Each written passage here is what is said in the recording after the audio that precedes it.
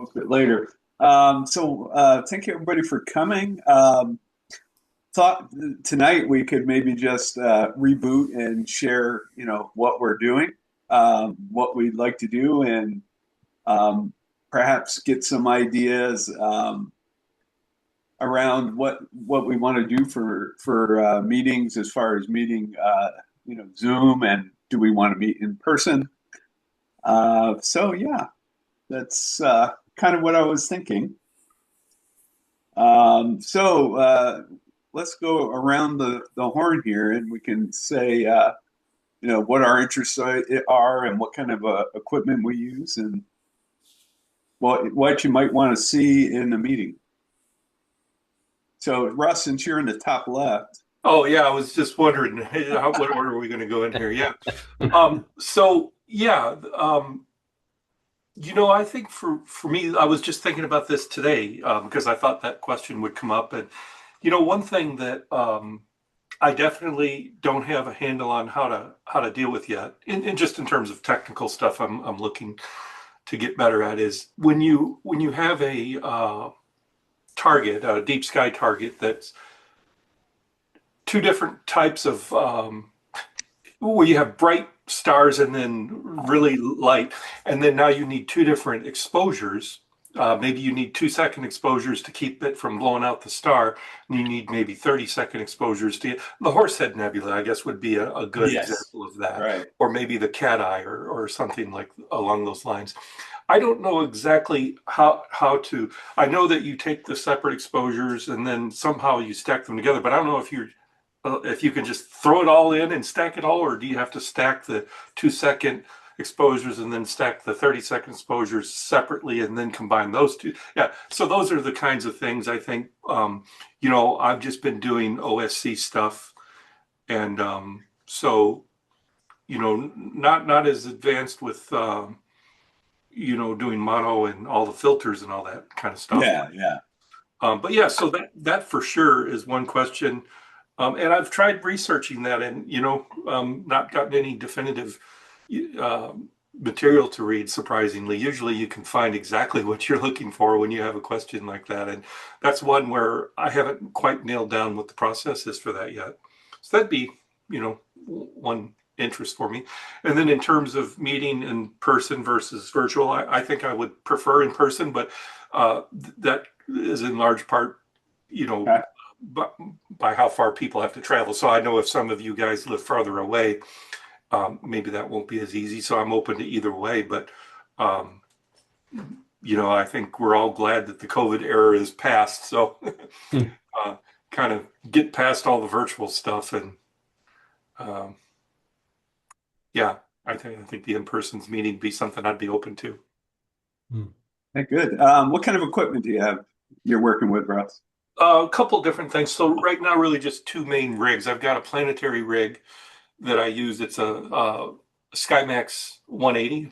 It's a Mac, and that has a planetary camera for it, and then some visual. I've got several different eyepieces that I do some visual stuff with it. But it's primarily a planetary rig, and then my DSO rig is a Beskar FRA 400, and I use a AM5 mount for both of those. Okay, Yeah. interesting. Um, so All trying to right. think if there's anything else there. Yeah, and then just also, I think at some point, I don't know if you guys can see it. I love this little computer. This is something I worked on over the. I think I'm going to take it into the next meeting and just pass it around the room, kind of like a little show and tell or whatever. And I know you guys are all familiar with these little mini computers, but I did a few modifications with this. I don't know if you can see how that has a Yeah. shelf above it. I put in these little bushings in here to raise that up, and the reason why is when I first bought this thing, I was so excited that it had its own power ports on it. And I thought, there's really not a lot of many PCs that have power output on them like the ASI Air. So what I was looking for is basically something that would replace the ASI Air but be Windows based. So, when I say replace the ASI Air, replace the convenience and functionality of it. Hmm. Um, Hmm. and but I wanted it to be Windows based that could be fully customizable. Because the problem with the ASI Air is it's kind of an all or nothing thing. You can update it, but you're updating the firmware. So you're updating the whole thing. You can't, it's not granular where you can say, okay, well, I want to add Nina to it, or I want to add SharpCap to it, or something like that. So I love the ASIR, still use it, always will. But I don't know. I guess being an IT person, I'm as kind of as fascinated and as excited about the technology of it as I am the astronomy of it. So I kind of like, Mm. so it causes me to use a lot of different kinds of solutions and software and things like that, and really just kind of exploring the features and Yeah, stuff. that's cool. Yeah. All right. Well, I guess since I'm the top center, I'll go. Okay. Um, yeah. So, yeah, let me start with, equipment. I have two scopes today. I'm probably going to pick up a third in a couple weeks um, when I have some time to build another scope for. Actually, I want to do it for travel, but so in my backyard, I have Lost Mandy G11, and on top of that, I have an Explorer Scientific 127 millimeter refractor. Hmm. Um, and I had my son-in-law, who is a lot more handy than I, build Ethernet ports to the outside. So I Ethernet into the computer there, and I run Mina off of that. And so I only polar line. That's the only thing I do outside. Hmm. And then, as many of you know, I have a rig now. It's down at Starfront Observatories, and yeah, there's been a few kinks. I'm looking forward to giving this presentation in April because I've learned a few things not to do along the way here. Um, yeah, so I've been having fun with that one quite a bit. As far as meetings go, I'm looking. Uh, I'm just looking to soak in whatever whatever anyone offers, but I'm also willing to share lessons along the way that I've had. Um, yeah, so I think that's it for me. Greg Cisco. Hi. So I think the reason why I'm here is the same as what Andy just said. So we can cut to the chase on that and get that out of the way because that's really, I'm just here at the meetings to share what I know if anybody wants to know that, then just get information or experience, camaraderie, whatever, because you just never know what little piece you're going to find somewhere that's going to help you. One example is one of my pieces of equipment is a Rokinon 135 millimeter lens that I have attached to my ASI Air. And I would not be doing that if Mark Wagner hadn't mentioned that he was experimenting with that. I'm trying to remember if it was at a club meeting at Peck Farm or at one of these imaging meetings even before that, that he was talking about maybe experimenting with that. But that Yeah, is my, that was at one of the meetings at Peck Farm. That's yeah, why I brought up the information about don't use the automatic lens. You have to get a yeah. manual Oh lens. yeah, yeah, So That was that the big is, sticking point. And then Brian came through with right. a couple of examples. Herman came through with the lens I could use too. So between those two, I figured out what I wanted to do, and the lens I ended up with was the same one that Brian lent me. So well, yeah, it's a big thing, isn't it, Greg? When you can do the yeah. wide field stuff with the really nice camera. Yeah, There's the lens. as far as I Yeah, could that's it. tell, if you get the Rokinon I got 135, you don't have I any got that on problems deck. at all. Yeah. So someone had once asked me how much does an ultra wide field f2.8 telescope cost, and it turns out it's around $400 for the Rokinon lens. Yeah. So I have three basic setups that are all based on my AVX mount. So the ultra wide field is the Rokinon 135 millimeter lens through the ASI Air. And then I have a Astrotech 72 millimeter old one from 2019. It was the black one.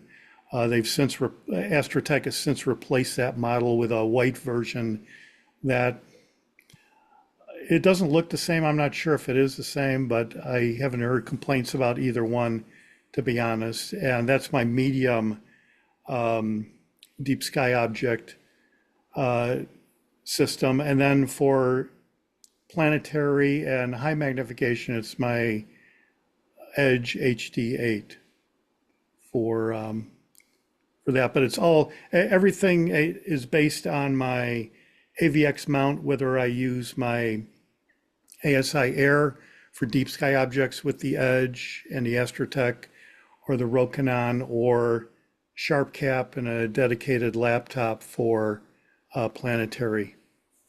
So I had to get a little power supply that supplied 110 voltage outside when I was taking a picture of Jupiter on the 13th, because my battery for my laptop went way down in like 10 minutes. It was 85%, then it was 15%. So got to make accommodations for that even. And as far as I could tell, this little unit that I have is safe from getting electrocuted, but you never know.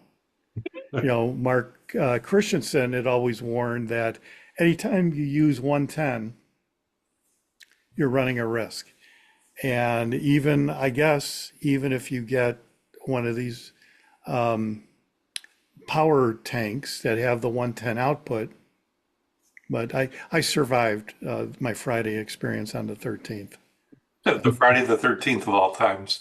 Yeah. Yeah. But it'll actually charge the laptop when it's going. So it works good. I've got the cables really cable tied up, so there's not much laying all over the place, and it wasn't wet out anyway. So, but yeah, that's basically why I'm here and what my equipment is. All right. Thanks, Greg.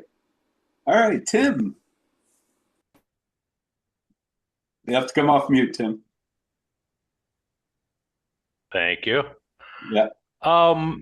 So I just got back into astrophotography about 2 years ago now. So I think I got the acquisition part down pretty well. I'm a Nina user, and I started out with a Rasa, an 8-inch Rasa at f2, and it went really well for a while. And I had an Edge HD8 also, and I kind of upgraded to I've got an Epsilon, the 160 Epsilon, Takahashi Epsilon right now.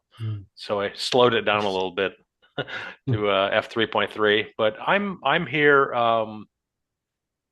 to just learn more about the imaging side. I shoot one shot color. I do have a full frame camera on my Epsilon, so I'm here for some workflows and beginner stuff. And I use AstroPixel processor to stack, and I haven't even tried stacking with PixInsight, but I've been using some workflows I found out there on PixInsight. No shortage of those. So, but I have some questions about things like even in the linear phase. There's all kinds of different background extraction tools, and how you run the script and you get a background. And I usually run like a few different ones and kind of look at the models and figure out, okay, which one of these is better than the others. And, that's something I'd like to, evaluate the background models and make sure I'm starting from a good place. But yeah, I'm just here to learn whatever I can.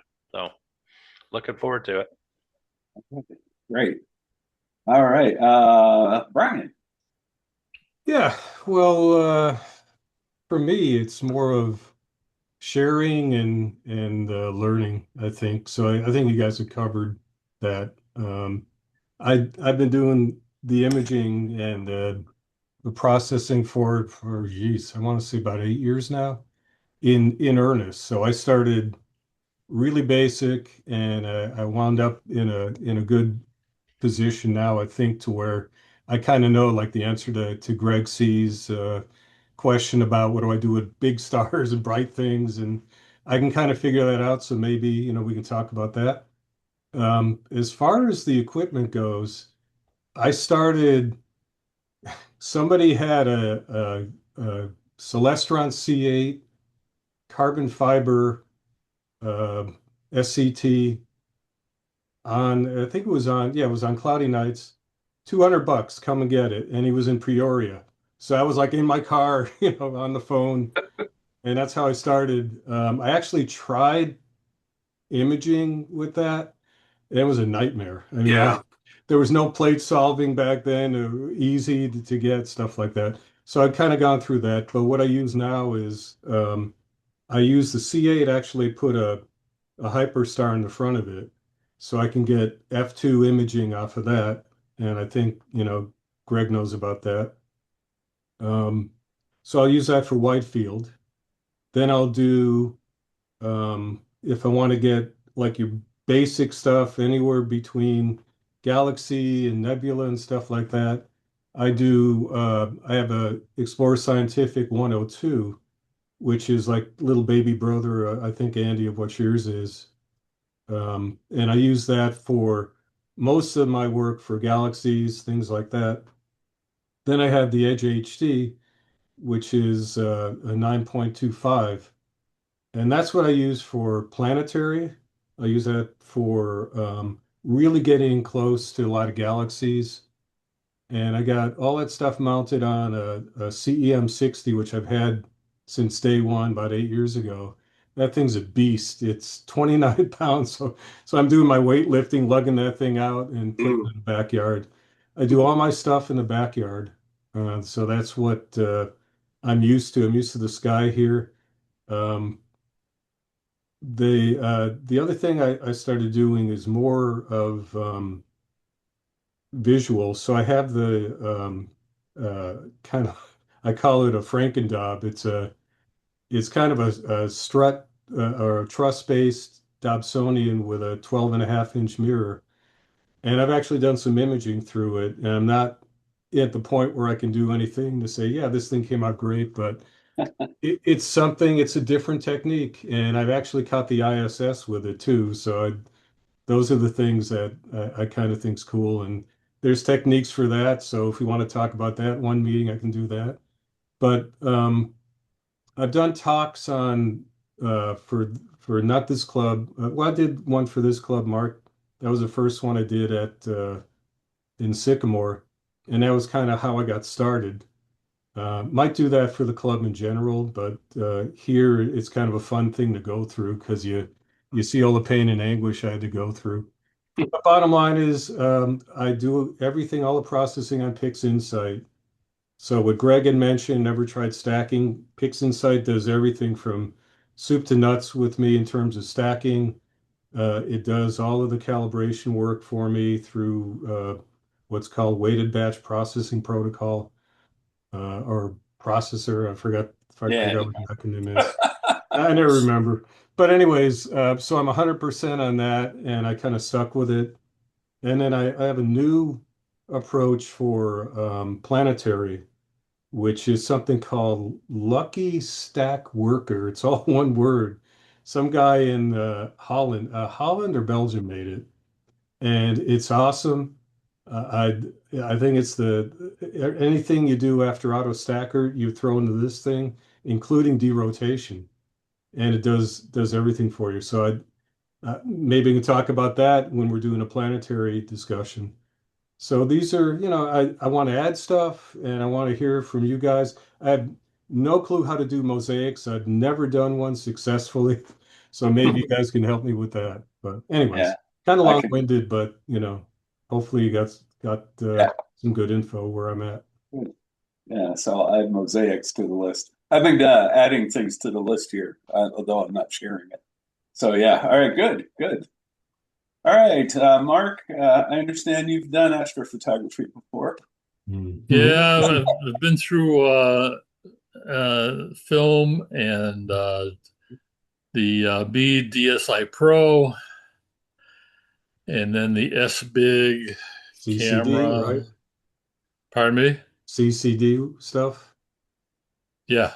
Yeah. And then with the S Big camera, I used AIP for Windows for years. And evolved through different telescopes and that. So the one you see in the back with the trifid, I use the a 6-inch Ritchie Crichton F9 with a 6.3 reducer on, something like that. Hmm. So that's my main deep sky object close up.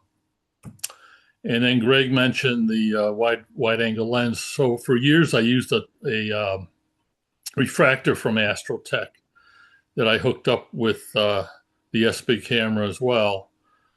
And then a couple years ago, maybe even 3 years ago, my S-Big quit and couldn't get any readout or anything. So I had to make a decision.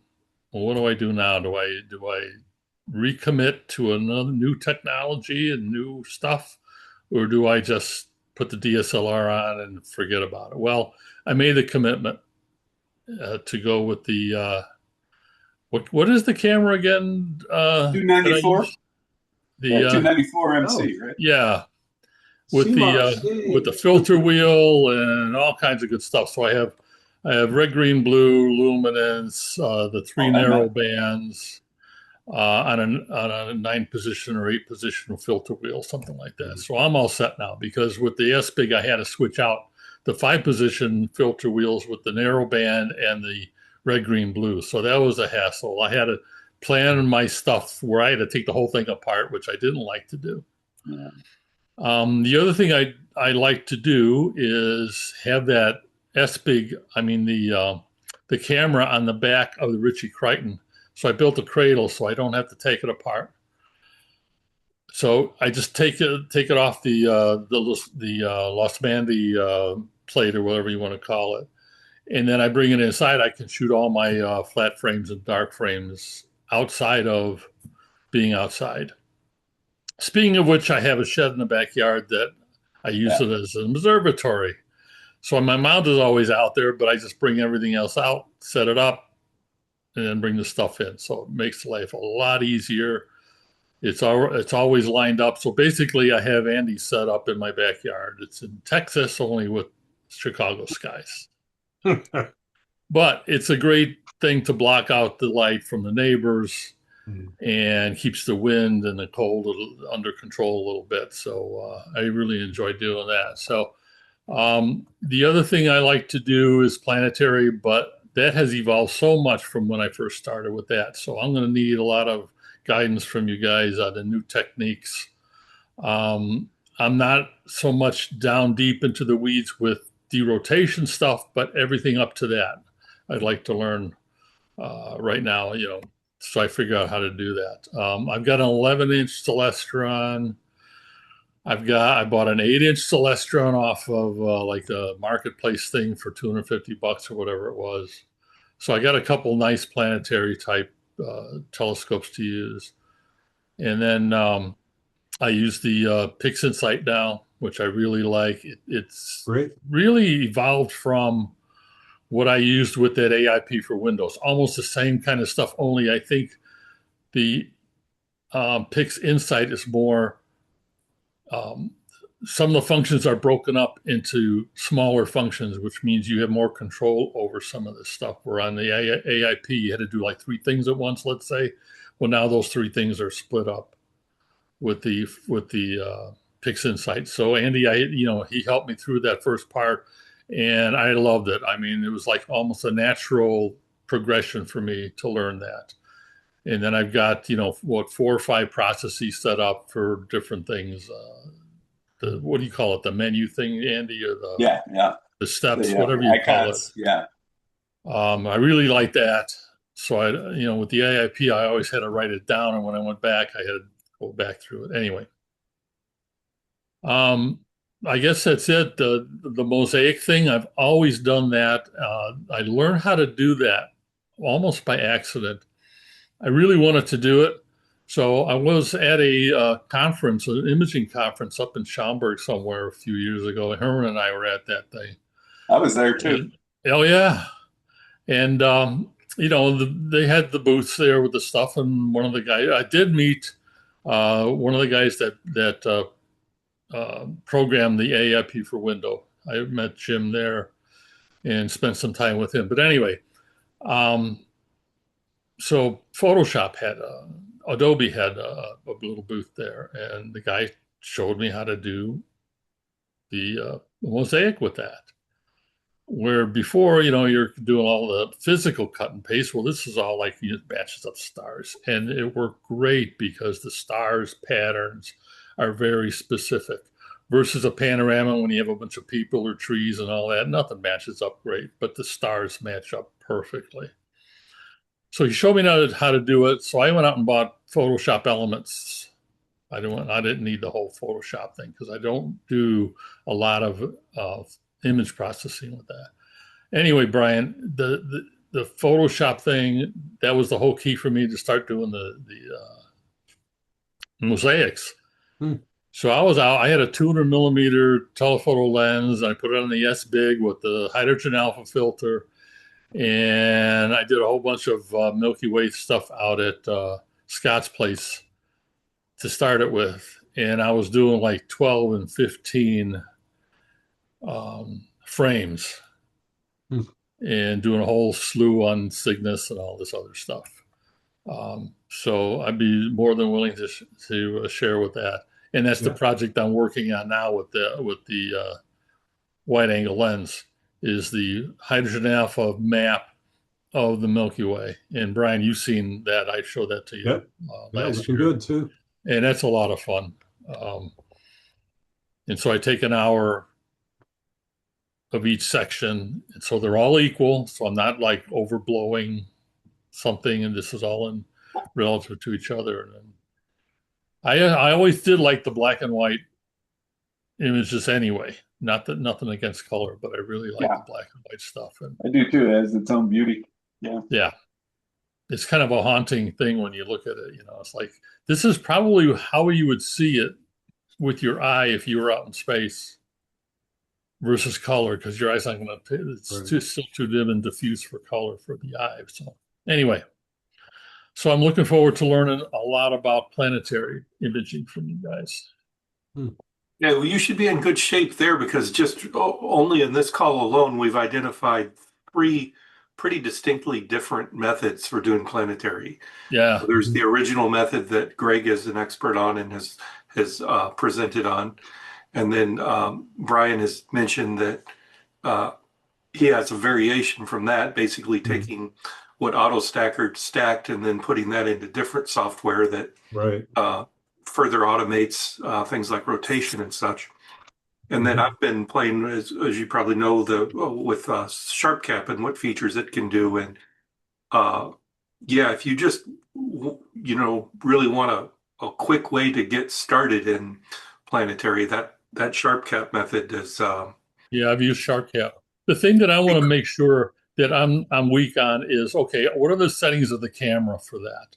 Because I Mhm. usually choose the wrong one, and then I'm pixelated or whatever happens. yeah. And then I think the other thing is um, lost my train of thought on that, but yeah, because the camera setup is so important. Brian came with that offset with the DSO cameras. Remember that The- Bob Yeah, I when he did. came up with that? I mean, Yeah. that really helped. So Good. I need that part of the planetary thing is how to set up the camera for acquiring the image. After that, I should be okay. Yeah. You Because the talk about rest of it just is what, it's just a process that I need to learn from the rest yeah, of it. yeah, yeah. It is so vast. That was the first thing that really struck me is just how wildly different it is from DSO. Mhm.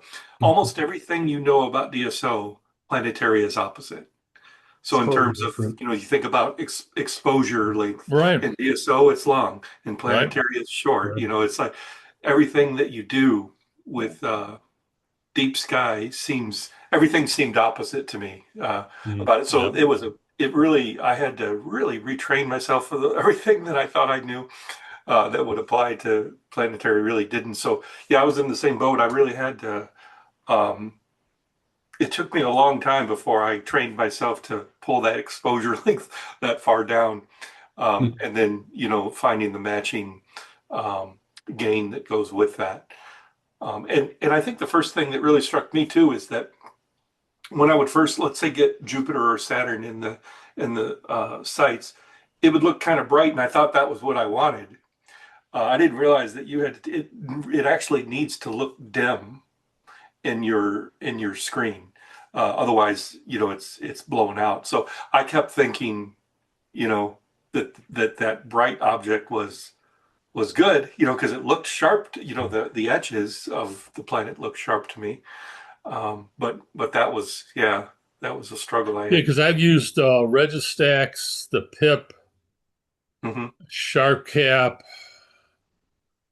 and there was another one that Greg had us using. So I've done it, but I need to learn it. You know. Yeah. Okay. Thanks, Mark. All right, Rick. Well, I think Rick and Bob joined a little late, so we're just sharing kind of what we would like to get out of the group and what equipment we have and whatnot. So, Okay, so I'll echo what other people have said. I'm interested in sharing what I know and learning from others primarily. As the saying goes, I don't know what I don't know. Um, but I've been doing astro imaging for it'll be a decade now in August. I started off with a 115 millimeter refractor doing imaging of the solar eclipse, and have since moved on to other equipment and stuff. I still have the same telescope and the same mount and such. Um, what I what I'm primarily interested in at this point is I think I've talked to a couple of folks. I'm actually trying to make some science measurements, um, looking at the solar rotation rate as a function of solar latitude. I think I've told a couple of people about this. Um, and there are some techniques that I'm finding that don't work particularly well, like for focusing, focusing on a solar image, getting a good sharp image is not the same thing as focusing on a star. And doing this in an automated way is something that I'm working at and trying to either use what other people have or develop my own schemes for that. Um, the the equipment that I have, my big scope right now is 140 millimeter refractor, TE telescope engineering. That mostly sits on an astrophysics mount, and um, I have since learned in the last year and a half, all of my imaging now is done unguided. I don't need to guide. that's And in awesome. fact, what I've found is that in many cases, if your exposures are short enough or you have a good enough mount, you don't need to guide. And that's been a revelation. Um, in addition to that, I have an astrophysics 110 millimeter refractor and the 115 millimeter refractor, and then a little stellar view 80 millimeter. Um, Wow. so everything I have is refractors. I like the views that you get from the refractors. They're a little bit easier to deal with in some cases, and I don't have to worry about the collimation. Yeah, it's true. That's why I went to Um, refractors as well. Mhm. uh, that said, um, I've done some deep sky. I will admit that I've not done mosaics. That's something that I would like to learn how to do, but that's down the road. I would also like to, um, one of my goals in the next year is to get into um, uh, spectroscopy. Nice. So, like I said, I'm interested in the science measurements that one can make either with images or in taking data with the telescope. aside from just getting the pretty pictures. I want to be able to do something with the picture besides have something that I can hang on my wall. Nice. So those are my goals. Typically, the image processing I've been doing for the astrophotography has been I started off with Photoshop and then I graduated to PixInsight, and there are things that each one of those do or that I found do better than the other. They also have their own shortcomings, so I've been learning how to read the images themselves, and I'm doing my own processing of my own images. That said, part of my background, I've spent the roughly 40 odd years working in sensor technology. So, I can actually make measurements of sensors and know what the right things to do to get the best information out of the sensor are at this point. So that part I'm okay with. Adjusting the cameras, I'm okay with. It's the stuff around the imaging that I've been having a little more trouble with. Or would like to learn more. Sure, sure. And as the saying goes, I don't know what I don't know. And whenever I learn something, it's if I can help someone else with it, I'm happy to oblige. But at the same time, I want to learn what how I can improve, Yeah. how to do better science, better images, etc. Very good. All right. Thanks, Rick. All right, Bob.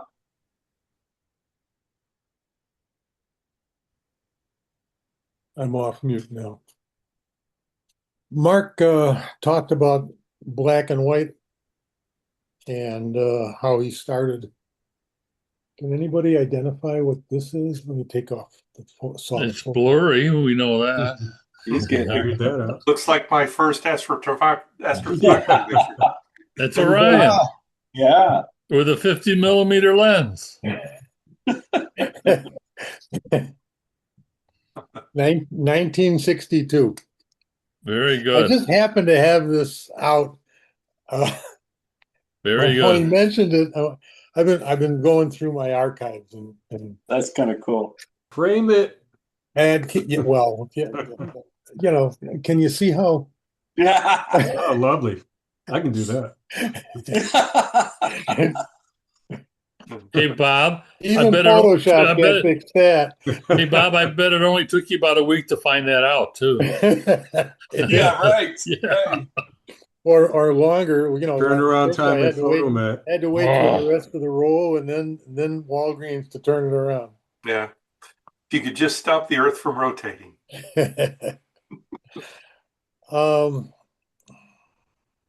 I've been doing this a long time, and I'm winding down now. You guys are getting deeper into it, and I'm backing up and kicking back and enjoying. I'm enjoying the parade. Most of my stuff is done now with my Vespera, and I run hot and cold on that guy. Some days he works, and some days not so much. All my post processing is mostly done in the telescope itself, stacking and setting everything up, setting all the exposures. All I have to do is pick the target. And the hardest part is picking up the thing these days. And that's why I've got an AVX sitting over there ready to go. But I only use it when the temperature is above 50 degrees and and the sky is clear. And I have to use it around here because I don't drive much at night anymore. The roads are just too dark for my eyes. So everything I do in my yard, in my backyard, and that's why I took up You're an arborist. arborism. Yeah, I was looking for the arborism, right? So I really wanted to get a picture of M42. I mean, I started this whole thing with that photograph because Mount Palomar had just come out with a series of 16 by 20 images of deep sky in color. Everybody has seen M42, but nobody had seen it in color until Palomar had this project to do that. And they did a few others too, but that's what got me going. I wanted to do that myself. I mean, that's the beginning of the story. And so here I am at the other end of my spectrum here, and I want to see M42, and I went out to take a picture of it. I had to cut the damn shrub down, but I wasn't going to take no for an answer. But as clear as the sky was around Jupiter, and this was the night you guys were all out taking pictures of Mhm. Jupiter. And I also got a picture of Jupiter too, but it's about the size of a peppercorn. But I did do it with a dual band filter, and the color came out kind of curious. I'll post that maybe someday, but uh, I couldn't get a picture. The telescope refused to take a picture of it because it couldn't tell the nebula from the crap in the sky. Hmm. It couldn't it couldn't tell if it was focused. It didn't know whether I really wanted to do it or not, and they don't have a switch that says take it anyway. Because I do have the first sample coming out, and it was all right. There was no triangulum. It was totally blown out because of the fuzz from the sky. So what I do mostly is I take the TIFF, the fully stacked TIFF, and then I stretch that a few times. I use Affinity for all my post processing, uh, and that meets all my needs. I don't I don't have pinpoint stars. I don't have that kind of setup. Even I'll tell you what, I did find back in the day when we had a dark site that I could run 20, 30 seconds without guidance with my C8, Yeah. 2000 millimeter focal length. I could run for about 20 seconds without guidance. Hmm. And I would get to keep maybe 50% of my shots. There might be a wind or, just something that moves the stars a little bit squirrely. So the AVX, was good. With a lower, with say a 1000 millimeter, I bet you it'd be just fine for a full minute of exposure. However, I don't use that anymore. It's just too heavy, too complicated to set up. So uh, my efforts these days are with the Stellarium, making plans on what I'm going to do next, setting up a night's shooting if the sky clears up enough. What I can get from between the trees, I'm working on a backyard landscape here for Stellarium, so that in the afternoon I can sit here and plan what I can see and when it'll be away run from the trees. Because I do have a fairly large patch, but it's all straight up in east west, um, no north south. So I'm limited by a Bortle, at least Bortle 7, maybe worse at this location. They're putting in a casino down the road. I'm sure they're going to have spotlights, and that's going to be fun. So I got a driveway and a backyard, and that's my observatory. And what I can get the telescope to take pictures of, I drag inside, and then I sharpen them up. And mostly my issues are with um, the graininess, because I don't have the patience with, like some of you guys, 14 hours of exposures. Looking at you, Brian. Yeah, I'm not out there. Oh, wait a minute. And I'm you, Andy. inside drinking beer yeah, I'm sleeping. So. and sleeping after I drink the beer. Yeah. Well, and if I go for any more than 2 hours, I'm taking pictures of the tree trunks as they go by. Yeah. That's the issue right there. Yeah. So, I'm limited to 2 hours. Fortunately, Vaonis has this multi-night thing where it remembers my framing, Oh, nice. and tomorrow night or whenever next week, it will pick up with same, because it automatically does mosaics for me. but it doesn't really do a mosaic. What it does is an expanded view, and then it takes mosaic around that.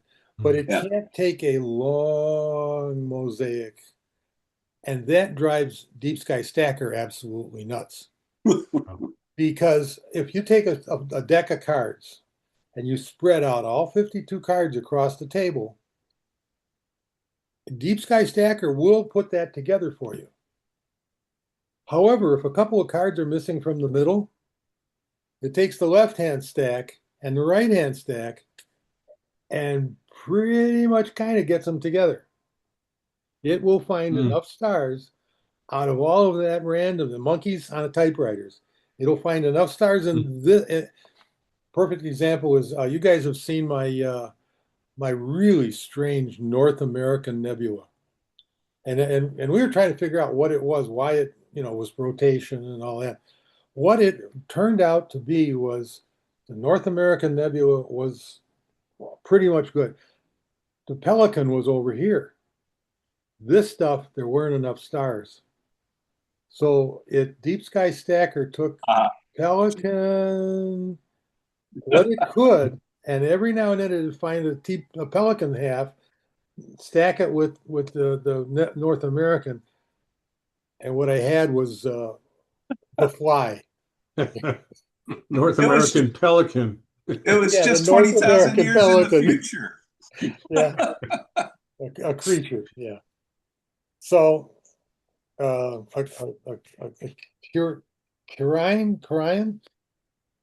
Chiron. So that's what I do these days. I have fun with it, and I like to attend these things to listen to you guys because it reminds me of the good old days.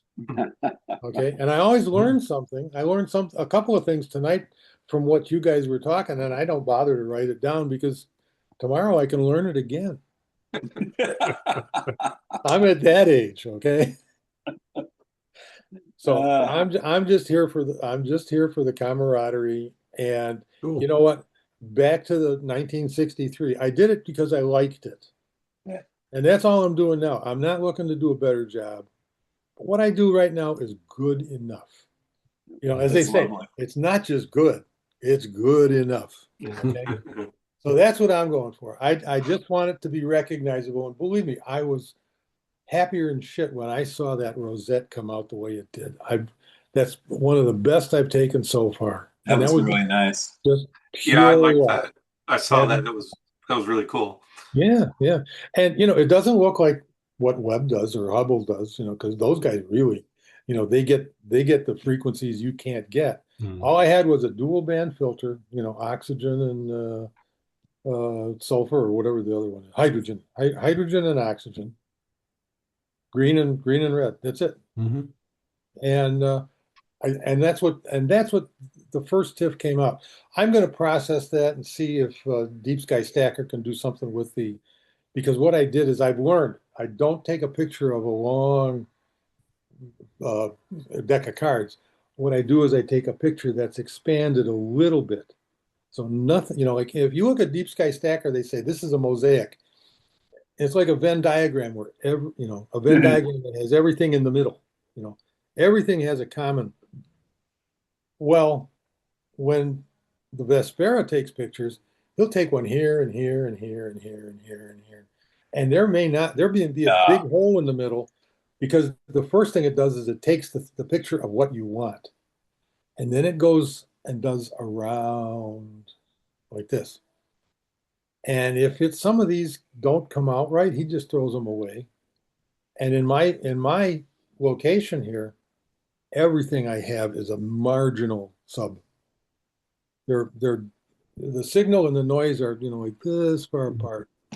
So yeah, that's my biggest problem is dealing how to get rid of noise. When I got noise in there, how do I hide it? Mhm. But like I say, I'm here for the fun. I'm here for the artistic expression of the skies, like that thing behind Mark's head. What is that, Mark? Who, Wagner? me? Mark Wagner. Yeah, that's yeah. What is a it? Triffid. The Trifid Okay. Nebula. Okay. Yeah. That's what it is. Okay. Oh yeah. It ain't Mark. So anyway, See, Andy, if I'd like to jump in, I remembered one of the things I'd like to add to your list. Now that a lot of the club members have the sea stars, I Yeah. had a thought. If a whole bunch of us got together and we all took an hour long exposure of the same Ooh. object, Yeah. and then somebody collected all of those and Yeah. put it in PixInsight or wherever and processes, now you get an 8 hour exposure of whatever you're taking a picture of. I don't know That's if a that'll great work or idea. not, but I'd like to try it. It will work. Galaxy Zoo Yeah. does it. Should This work. is what they do. Yeah. So if Yeah. you ever seen that project, No. it's run by Oxford University. They did a huge thing of M42. Everybody around But the not world just, submitted their but pictures. I'm not saying like a mosaic. I'm saying of Yeah. this. Single object. Yeah, Yeah. Yeah. they took M42 and had people all around the world take pictures of M42 with their telescope, Yeah. and they Yeah. stacked it. I think that would be fun for us to do. I think we can do it. 2 years ago, Vayonis asked all of the Vespera owners to take a to take a picture of Markarian's chain and send it to Vayonis. And if Right. you go to the Vayonis website, they published it with all of our submissions stacked and put together in a big mosaic of it's Markarian's chain. Right. Yeah. Hey, let me share something that came across my way today. So this was a collective effort down at from people in Starfront. Look at it, 670 hours. Yeah. I mean, 220 two hours of oxygen 3. But I think the point is like, Mark, I think that's a brilliant idea. Yeah. And You fun know? too. Yeah, absolutely. Yeah. I mean, I would love. I don't have a sea star yet, but I would love to. I would love to process Mm. what you guys came up with. Yeah, and I bet C Star would like to use that final image as advertisement. They're like, see, look here's what you could do with the C Star. Yeah, Mm. If Sea it comes Star out really good. Collective project. And Andy, Yeah. since you're not doing anything anyway, you might as well get a sea star. Well, Since you're I feel like I have to get one for my grandson, but I got to break it in. Yeah, exactly that's right. For That's what about I'm 5 doing. years. do some QA on it. Right, right.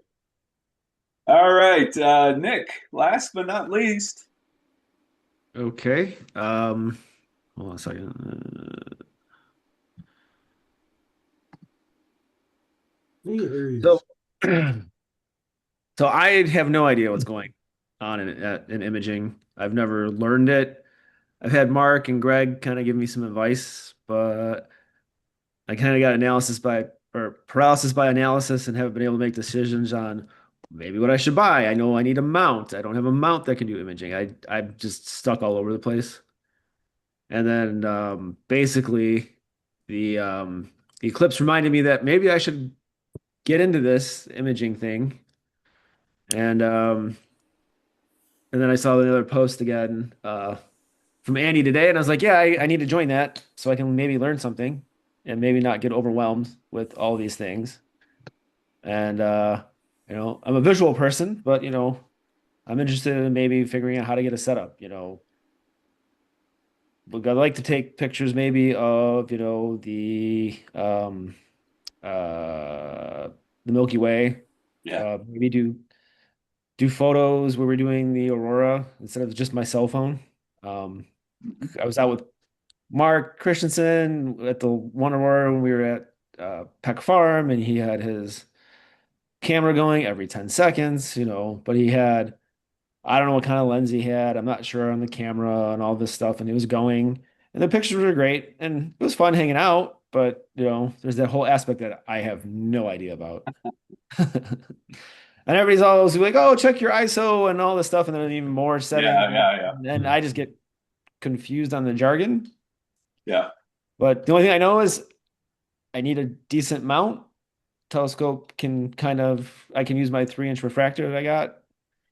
I have an 80 millimeter refractor that I got to do double star work a while ago, but it's on a horrible mount that Yeah. might be so, and I only use it for visual. So I know I want a mount that can be good for visual and to take Yeah. pictures. And then every time I go on cloudy nights to try to figure out mounts, it's one said person says that mount's amazing, one said person that says it's the biggest piece of crap, and then they both have these little physics fights that make no sense to anybody. And I can't tell who's actually telling the truth. They're both You Yeah. should right. be used to that, though. I trust me, I am, Yeah. but I mean, it just I don't know what I'm learning, and so I'm just looking for, practical advice. And I'm really not interested in a C star. The less I use my phone or my tablets, the better in my life. I've come to the conclusion. So I don't.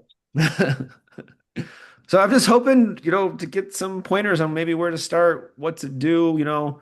I saw the stuff like, oh, you got to make sure you have enough back focus, whatever that is. I don't. Maybe you have to have extra Well, expansion rings, and I'm like, how do you the figure this out? the most important thing is the mount. Hmm. That much I did learn. Yeah. That one, So I picked that one up. like look what happened to me. I wasn't really sure what to get, and I finally realized that whatever I do get, equatorial is way better than trying to do a wedge on a Celestron 8SC, for example. That is just like crazy. That's like sort of not doable, at least for me. Yeah. So my Star Adventure, my Skywatcher Star Adventure, in a lot of cases tracked a lot better than my Celestron 8SC. So I got the AVX, which is the big brother, or it's probably the least expensive medium-sized mount that's acceptable for this stuff.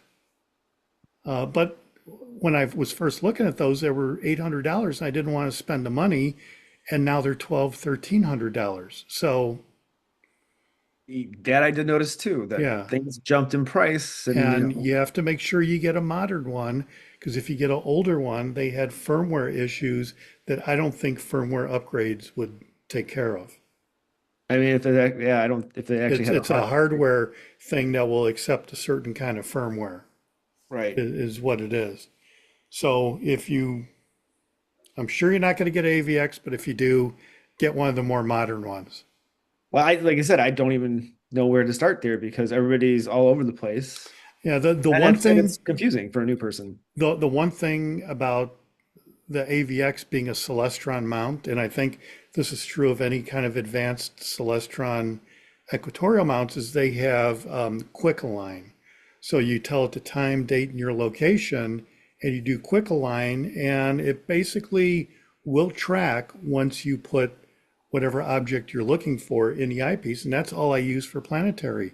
I don't guide with planetary. I just do a polar alignment and do a quick align and move over to Jupiter or whatever and just start tracking, make small little adjustments with the hand controller through what I'm seeing in SharpCap. So then with the ASI Air, I basically do another quick align again. I don't even do a polar align through the ASI Air unit itself. I do a polar align with the polar scope. I start up the ASI Air, and then I do a quick align with the AVX mount, and I let the guiding take care of everything else. So I forget who it was that said they don't do guiding. God bless you. Yeah. Keep doing what you're doing. Well, that's the mount. Yeah, That's the astrophysics mount. Hey Nick, I that's have an great. idea. I could lend you my Revolution Imager Okay. so Yeah, you could get started on something. that was the thing that started me off. Mark brought the Revolution Imager to the club meeting, and I'm like, wow, that's really cool for $300.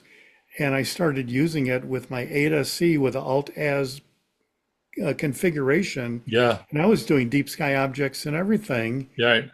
And and then I go to the AVX with the ASI Air, and all of a sudden I'm sort of like pretty familiar with what I'm supposed to do with these applications after a year or two of using a Revolution Imager and becoming pretty good with that and finding its limitations. But Revolution Imager is, if he's going to loan it to you, I would give it a shot.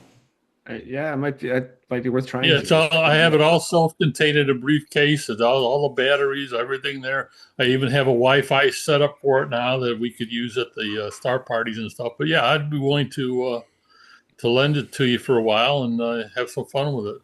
Okay. Yeah, along the same lines, Nick, I have an EQ6 that's just gathering dust in my basement. Um, I did some imaging with that probably 5 or 6 years ago, and that's a perfectly adequate mount as long as you've got some guiding. Okay. Um, but I'm happy to lend that to you and at least show you how the system works. And I still have all the original documentation. Okay. I'd be willing for all of that. I just hey, I appreciate it for everybody. What I love about, clubs like this, everybody's willing to pitch in and do something. It's just fantastic.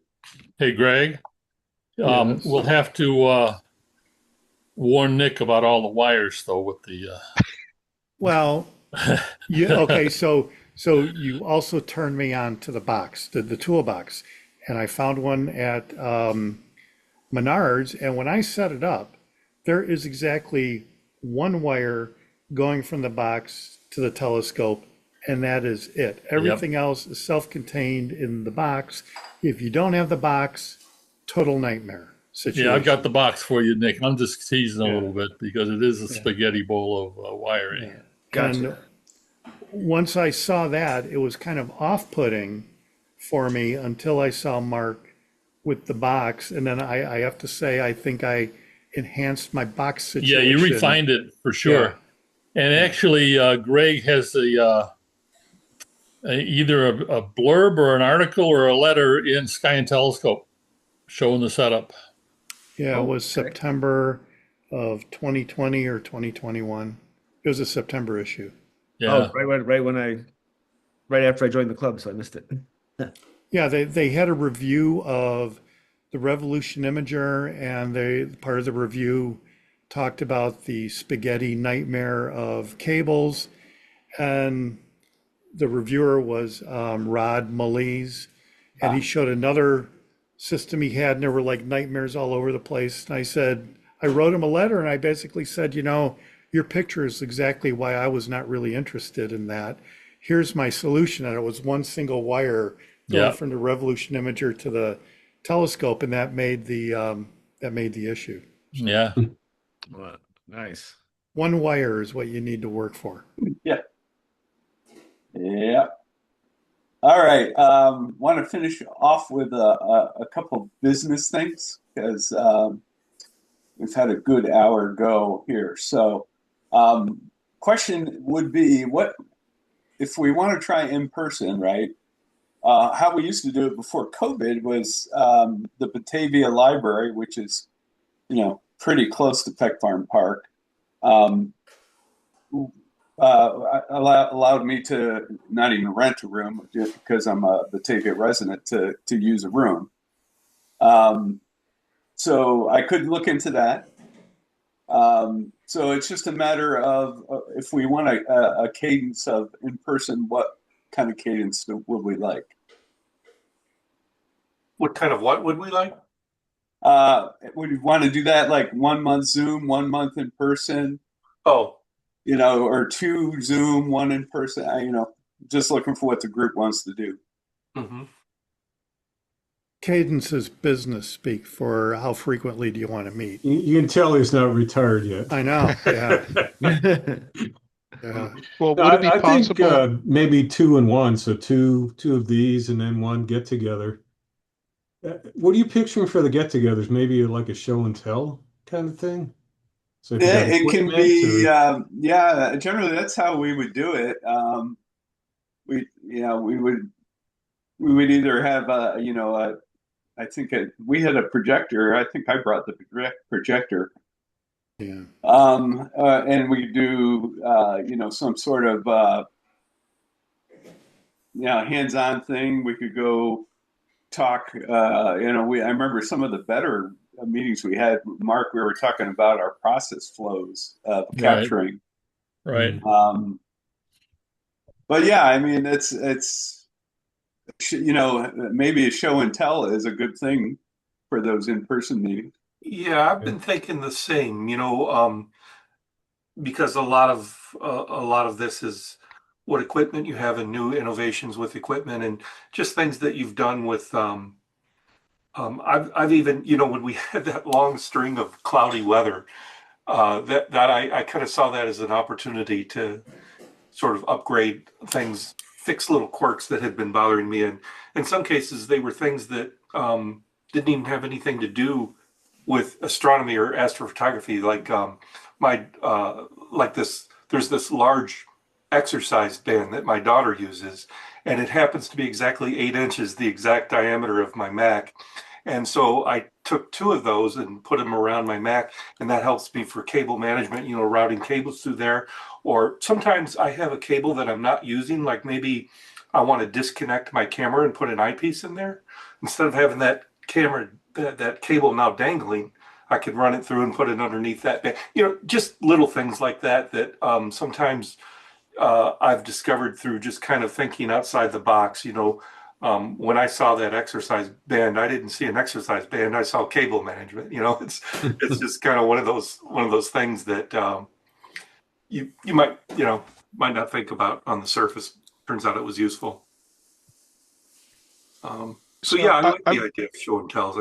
I think if everybody shows something that they've changed that they feel has helped them. I think show and tell is a good thing, but I think there's another thing that I would like to see is if we can do like hands-on exercises from time to time, where if there's a particular technique or something that someone shows that you show up, they demonstrate it in front, but then you perform the same exercise on your laptop while you're working, and then they can help you out if you run into trouble. So like processing, or is that Yeah, what you're? either processing or processing specifically is Yeah, comes to mind, but I could also imagine um, uh, yeah, I guess it's a little bit different because everybody's equipment is different if you're right. talking about actually taking images. Well, I remember one time. I don't. I don't think it was me, but I think it was. Oh, he's not active in the club anymore. But he had a cable management session. Yeah. He had Hmm. a Star Adventure on a Yeah, little refractor, and he did the Pleiades. yeah, yeah. And he's showing how he routed all his cables, and Hmm. Yeah. so that kind of a discussion is always good because I've been at it for since 2018 with my setup with the big scope. I'm still not happy with my cable management. So, Yeah, I don't think anybody ever is. Yeah, it's yeah, yeah. So there's lots of different things we could do. We don't have to nail all that down now. Mhm. Um, but the other thing I could share. So here's some of the topics that we had. The first ones are ones from the poll that we had. And then I captured some of the ones I heard from tonight. You guys are seeing this too, right? Yes. Yep. Yep. Yeah. So yeah, so I guess the thing is, I think it would be either way. We should do a Zoom for next month, and then we can look at that's March, maybe April. Have I'll look into doing something at the library. So before I forget about that, though, so is Saturdays, is that a preference? I liked it when we did it. I thought those were great. Um, Yeah, Saturday's better during the day. Yeah. yeah. Okay. Yeah, that'd work. Yeah. Yeah. The, All right. the I'll only look in and see what they have available and and I'll definitely keep it away from any, club activity days. So maybe nearest the full moon. Right. Um, Yeah, sometime like mid-afternoon would be good after lunch, and then we can relax and have a nice meeting. yeah. There's a really good Thai restaurant right next to that library too. Yep. Which one? Um, Thai Village. Oh, the Thai Thai. Village, Yeah, yeah, yeah, yeah. yeah. Yeah, they have a new coffee shop in there too, which is really uh, Really? good. Yeah, I think the library is a great spot to meet. Okay. All right. So I'll look for that for April. So for next month, uh,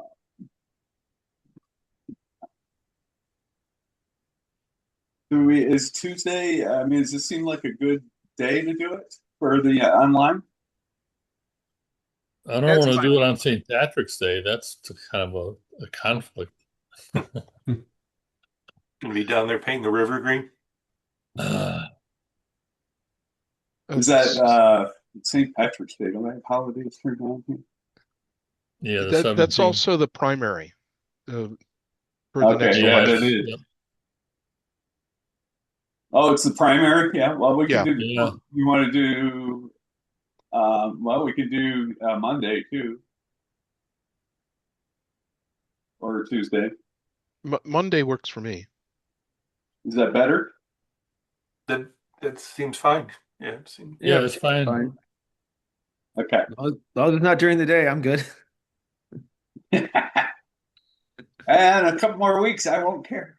yeah. Okay, I'll set that up in the calendar. All right, how about what do you think we want to tackle for our first subject? I would suggest how to tell the druggist to print all the pictures anyway. Because they kept not printing these and I had to argue with them.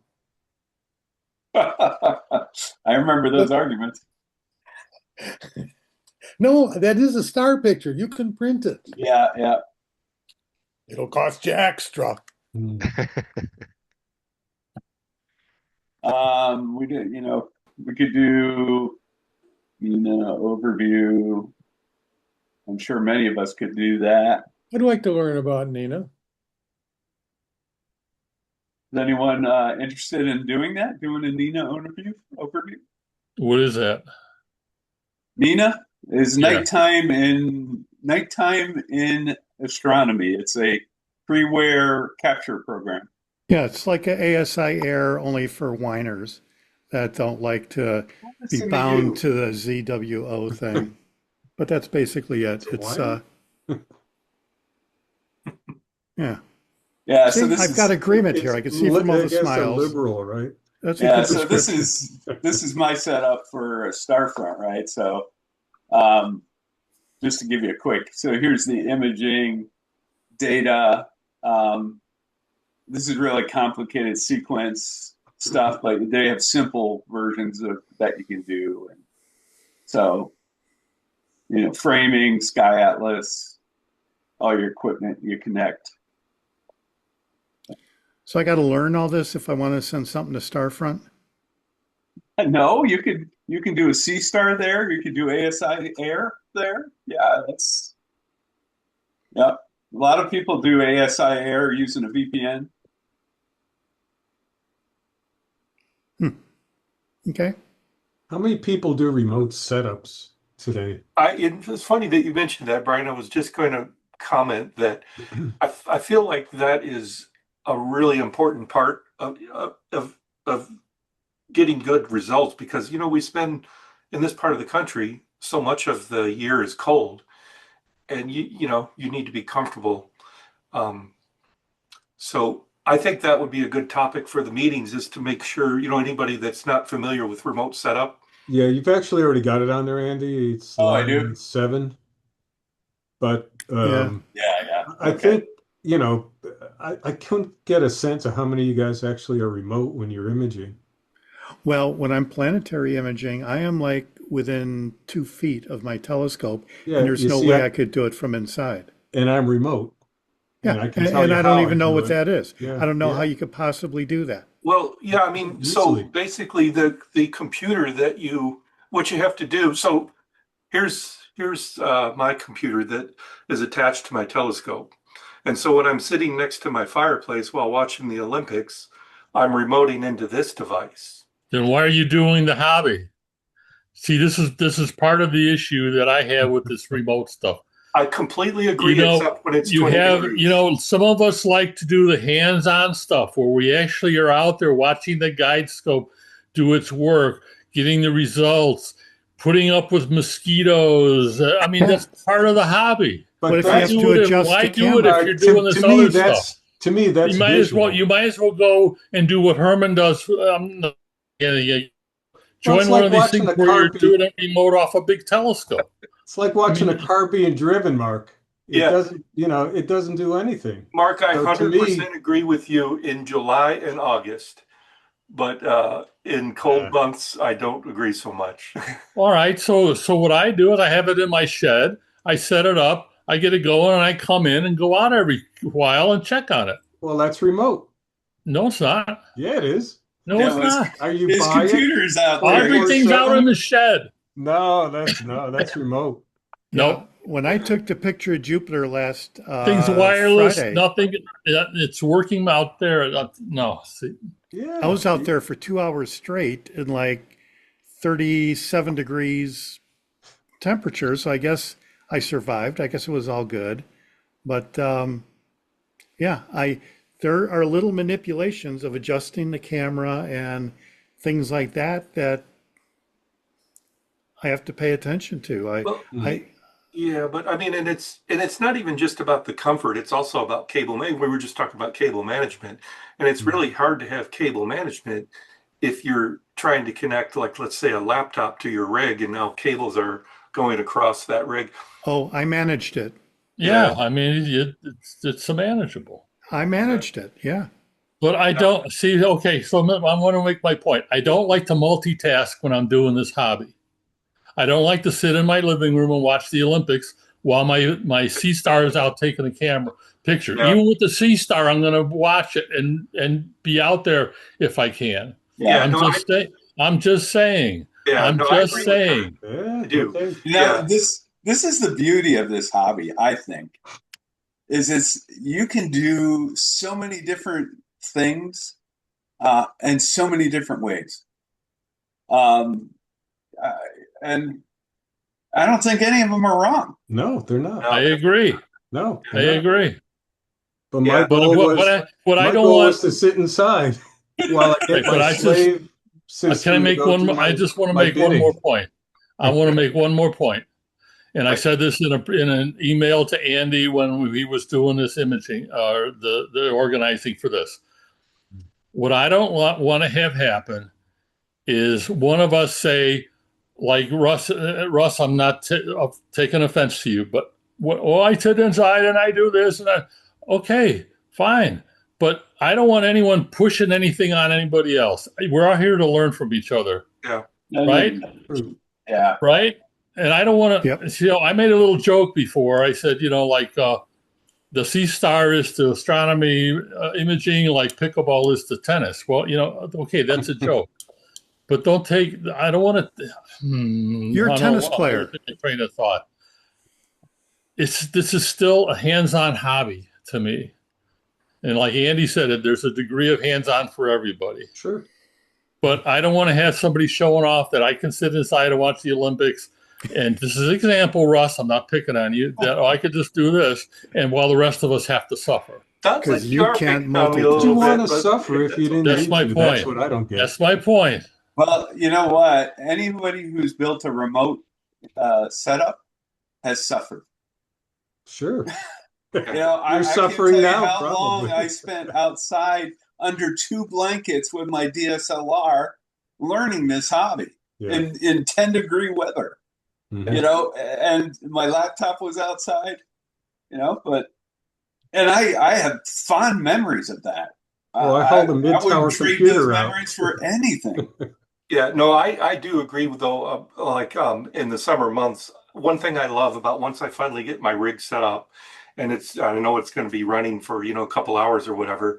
I even have a blanket. It's a Coleman blanket. I lay it out and then have this little pillow thing that lay down and just look up at the sky just visually, while the imaging is running. So yeah, I mean, I completely agree with what you're saying, Mark, I really like to be under the stars while it's part of the hobby. But Yeah, I'm a little bit wimpy about cold weather though, so that's that's where uh, that's where I break down on that. So I only have one comment on the whole thing is when we go out to dark sites, and this is my only pet peeve with people who do imaging, everybody stares at their monitor and they never look up. That is my only pet peeve with imaging. Yeah. A lot of people they stare at their monitor or they stare at their phone where they're doing their image managing it and they just don't look up. Yeah. And I'm going to push that on every one of you guys Good. to Well, stop and look up for once. And I Good. for don't care. me, I looked up from 1969 until 2019. Do the math on that. So I think I've looked up enough for me Nah, keep personally going. in this hobby Keep looking up. for now. Never stop looking up. Oh, I do when I'm trying to investigate UFO sightings. I'm looking up more than you guys know. And I went backwards. I figured out how to build a, trust-based scope, and now I got a Dobsonian. And if I'm out imaging, I also have that scope out a lot of times if it's a good night and it's not, 20 degrees, and I'm looking up and I'm looking up. I mean, Mark, I get it. I get what you're saying, but to me, it's part of the challenge to not have to be out there. I've overcome that challenge, and I've got my rig doing my bidding. I'm a happy person, but I'm an engineer. That's my approach. Yeah, I mean it's to each their own. I mean again, that's part of the reason that we are having these sessions is we want to share what each of us is doing, and then it's Right. up to you to decide whether Right. you want to implement that Right. or not. But Yeah. I think we all should share what it is that we're doing that we feel has been beneficial. Um, and yeah, to each their own. One I person's going to see it one way, and another is going to Sure. see it another. I certainly am curious on how you guys are doing planetary imaging from inside your house. So would So I. just say that, and I look forward to seeing the demonstration at one of the library meetings because that is fantastic. Yeah, no problem. Well, I think it's going to be kind of hard to fully demonstrate something like that because a big part of that is the capture process, which we can't demonstrate unless we're going to be bringing, our scopes and everything. Yeah. And There so there that, might No, be I think some meeting where the moon is like in the southern sky during the meeting. well, I guess Scheduling. what I was going to get at is that maybe we have, we rotate these meetings where some of them are Zoom, some of them are at the library, but then some of them are at Peck Farm where we can do a more full demo of something. If there's some specific topic that really needs more hands-on and we need the rig out, That's then a maybe great idea. yeah. Yeah, Because I don't think you guys can do it. I did Yeah, it. I know you guys sent some pictures and you said some things, but whatever. They Yeah. stole them off the James Webb No, telescope. Yeah. I'm sure they took the pictures like they said they did. That's not the issue. Russ, they found us out. Yeah, I Yes. know. Yeah, we'll I think All I right. think We were I just see an bullshitting. opportunity We for us weren't to win a really beer doing here. this. The gauntlet has been cast. Yeah. Hey, Rick, before we go, it was interesting you said something about you having a lot of experience with sensors. Yes. And I Yeah. wanted to share this with you. There's SharpCap has a really interesting feature called sensor analysis. So, when cameras come, I think they kind of have this sensor analysis data already documented with the camera. You could probably look that up. Hmm. But SharpCap actually runs the sensor analysis itself. And then what you do is you take that data, those results, and you feed them into SharpCap. And then it uses that data in a feature called Smart Histogram, which then analyzes the sky and helps you determine what your camera settings should be. So it's literally, Okay. Yeah. taking this information, looking at the sky, what are the current conditions of the sky, Bortle levels and, transparency and all these kinds of things. And then it comes back and says, okay, you need a gain of, 125, and you should be using 90-second exposures for that particular target. Mm. So I thought that was interesting when you mentioned your knowledge of sensor analysis. I'd be interested in hearing your comments on how you feel about that feature and whether you think it's actually performing what it should be. Yeah, so I've not used that particular feature. I've seen it. I just haven't had the chance to do that. Um, just to quickly answer your question, most of the measurements that I've made with the sensors, I've actually made, either on the telescope in my lab at home, or I put it into a dark box and made some measurements, directly with the sensors that way. Mm. Um,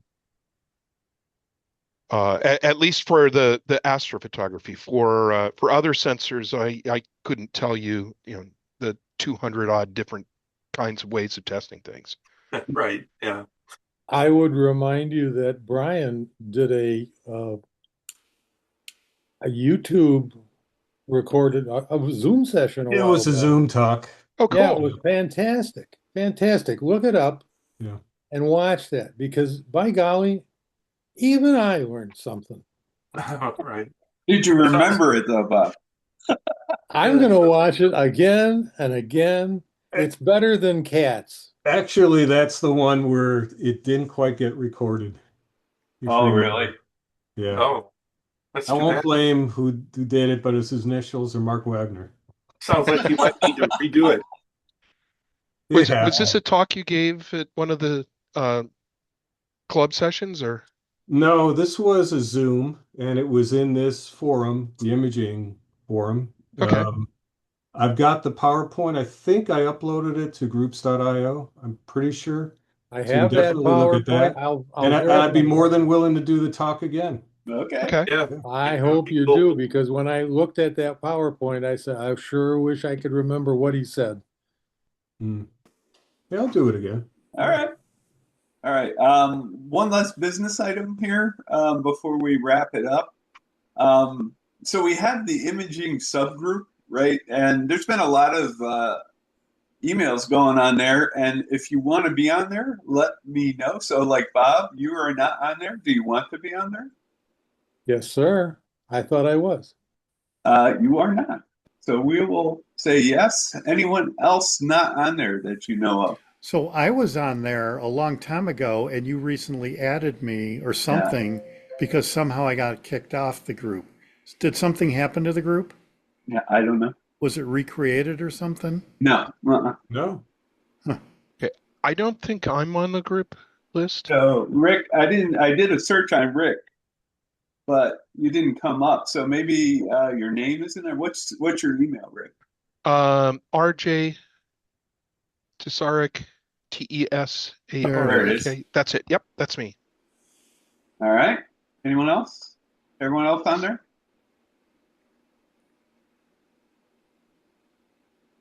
Okay. All right. Good.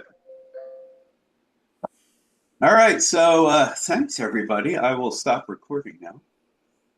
So you'll send a reminder out about the next meeting? Yeah, I will.